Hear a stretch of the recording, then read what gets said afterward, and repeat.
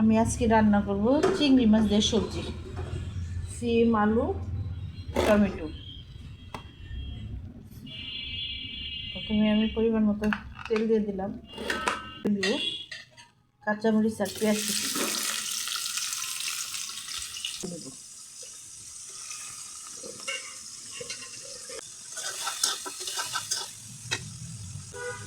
পরিমাণ মতো লবণ দিয়ে দিলাম।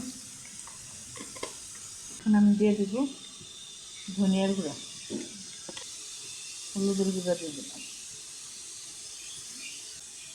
মরিচের গুঁড়ো দিয়ে দিলাম, অল্প পরিমাণে পানি দিয়ে দিব।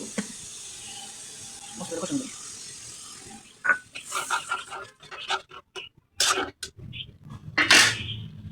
ঢেকে রাখবো কিছুক্ষণের জন্য। মশলাগুলি ভালো করে কষানো হয়ে গেছে। এখন আমি সবজিগুলো একসাথে ছেড়ে দেবো।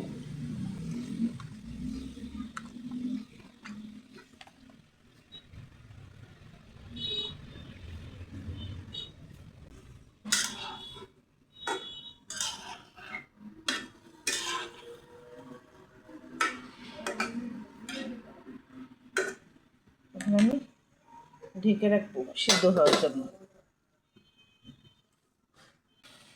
আমার সবজিগুলি কষানো হয়ে গেছে, এখন আমি ঝোল দিয়ে দিব পরিমাণ মতো।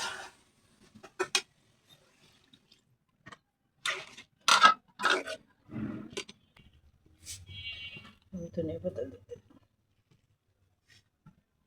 আবার কিছুক্ষণের জন্য আমি ঢেকে রাখবো। রেডি হয়ে গেল আমার